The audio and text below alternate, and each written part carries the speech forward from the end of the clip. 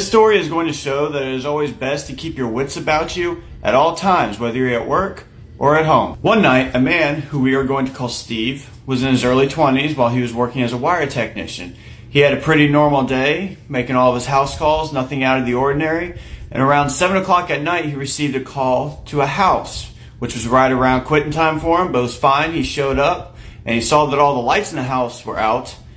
And again, he thought, that's not a problem. I'll just knock, and if they don't answer, I'll just pack up and I get to go home. While he was walking up to the house, he noticed that one of the blinds kind of pulled back pretty quickly, as if somebody had just been looking out the window. And out the front door came this hefty man who was about 6'3", and he kind of just really gave him a bad vibe. He just felt like something wasn't right. It wasn't his appearance that gave him that bad vibe. It was just something about him gave him this creeper kind of feeling. And he grew up around, some shady people like this. So it was something that he was used to feeling, and he was not going to ignore this sense. This man who was giving the bad vibes would tell Steve that he didn't actually expect anyone to show up, being as late as it was at night.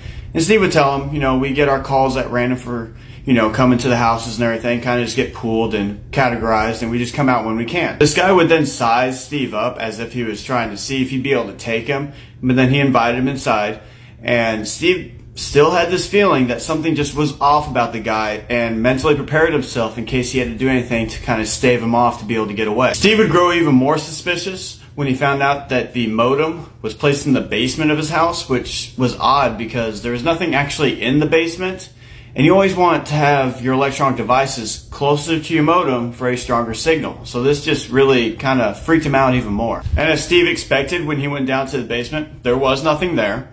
Just over in the corner was a single modem sitting on a stool, and it was visibly unplugged. There was a door that went to the corner of the basement into a room, and Steve noticed it was really bizarre how thick and sturdy that this door looked. Another thing that kind of creeped Steve out is around the basement there were photos up of people who had their picture taken, but it didn't look like they were aware that their picture was taken. Back to the modem, as I stated before, Steve noticed that it was visibly disconnected, and he told the guy that you just need to plug it in.